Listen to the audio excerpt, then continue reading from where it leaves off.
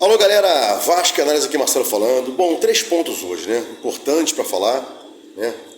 O primeiro, muito simples, né? Sistema defensivo, transição defensiva. Isso é fato. O Vasco hoje jogou, como vem jogando com 3 zagueiros, né? Não obstante, 2 zagueiros diferentes, né? A gente jogou hoje sem o Medel e sem o João Vitor, jogou com o Maicon e o Rojas, mas continua o mesmo problema, né?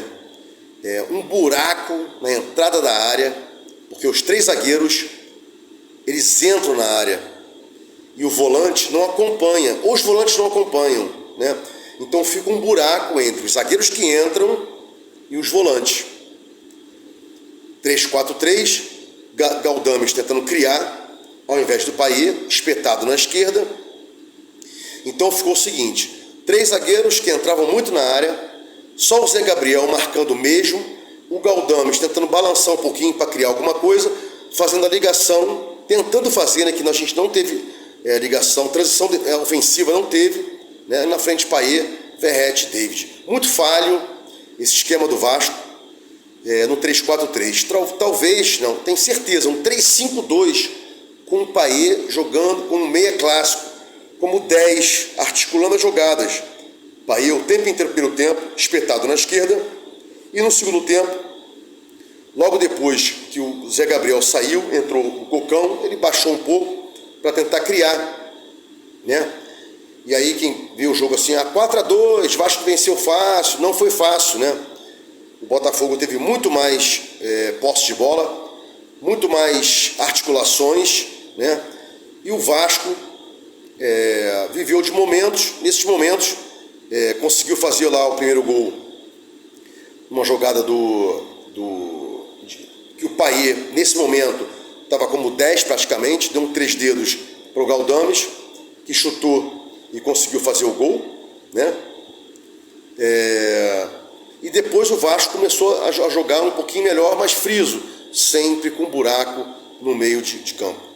No segundo tempo, no segundo gol, né, uma jogada legal pela esquerda, com o David lançando o Piton, o Piton raramente entrando na área, né, e chutando para gol. Ele quase sempre toca, mas chutou, né, no segundo gol do Vasco. Aí depois tivemos 2 gols do Vasco com o Verratti, né, um de pênalti, numa jogada onde o próprio Verratti pressionou o goleiro, tocou mal para o zagueiro do Botafogo.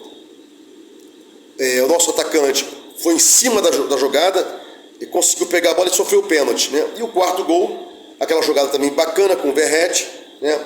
Onde o Pumita, por baixo da passe, o Verratti toca na bola, ela bate no travessão, bate nas costas do goleiro e entra.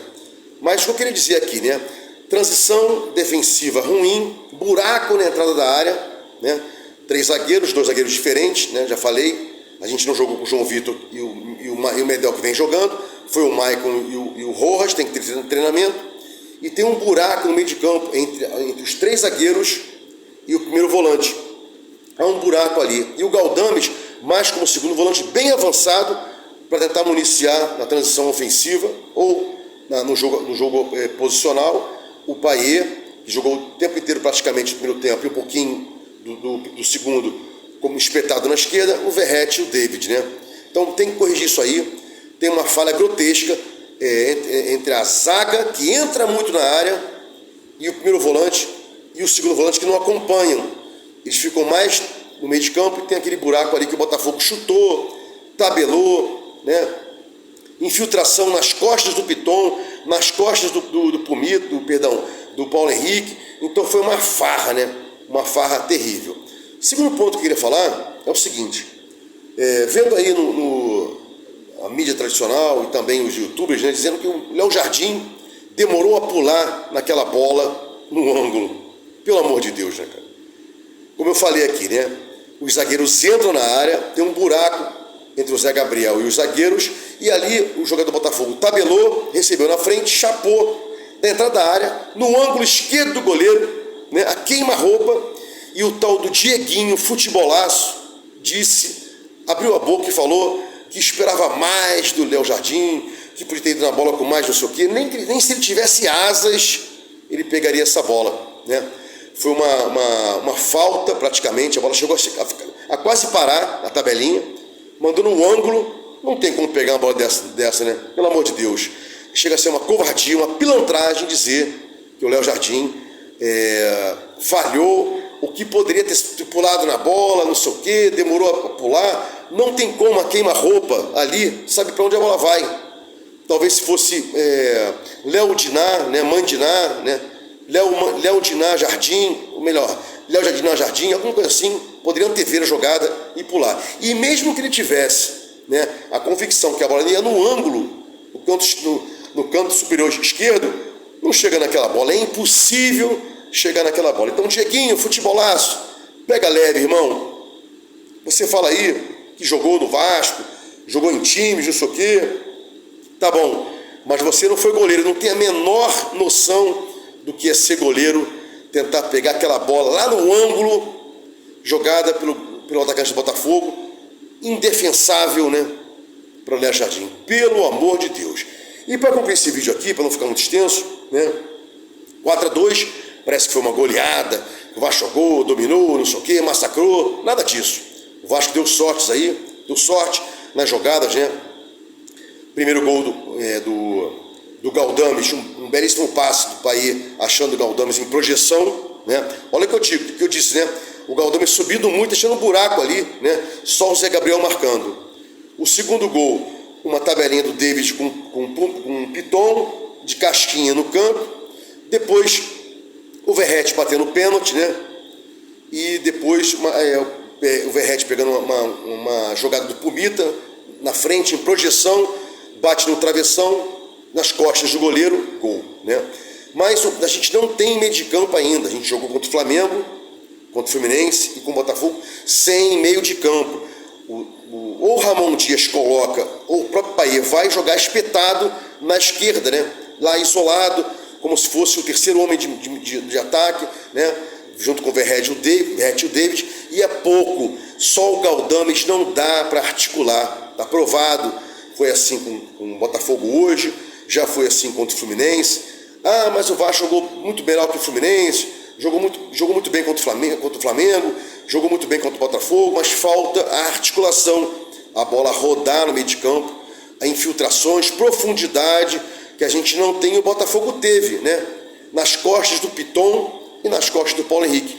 E sem um meio de campo para isso é impossível. Tanto é que a gente fez aí jogadinha com o Piton, uma delas, né, na projeção, o resto foi cruzamento na área, né, para cabeçada, mascorada, um chute, como o Verratti deu um chute, foi no travessão, nas costas do goleiro e entrou. Pouco demais para o Vasco, tem que corrigir isso aí, né? Buraco na entrada da área, porque o primeiro volante fica muito no meio e tem uma linha ali, né, entre os zagueiros e o primeiro volante. O Galdames foi demais.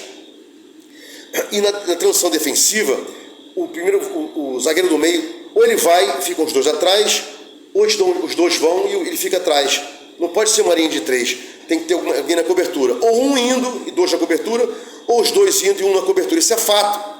Se não for assim, vai acontecer o que teve hoje. Bola nas costas do Paulo Henrique, bola nas costas do Piton. Tem que ter treinamento. Ah, mas o Vasco jogou com dois zagueiros diferentes, Michael e o Rojas. Legal, aceito, não vou falar. Tem que ter treinamento, os caras não treinaram, né, 2-3 dias treinando. E que volte João Vitor, que volte aí o Medel, para que dê uma sustentação maior, até para que o primeiro volante, junto com o segundo volante, possam ficar mais na entrada da área e diminuir as linhas entre a zaga e a primeira volância, né? E que o Payet entre mais no jogo, por dentro, deixando o David e o Verratti mais, os dois sozinhos, né? Verratti talvez entrando um pouco, puxar a marcação para que o David possa chegar no contra-ataque aí. Futebol é simples, é xadrez, não tem muito o que falar, né? Bom, se gostou do meu conteúdo aqui, se inscreva no meu canal, sininho para receber notificações, dê um like, Vasco Análise, fique com Deus e até o próximo vídeo.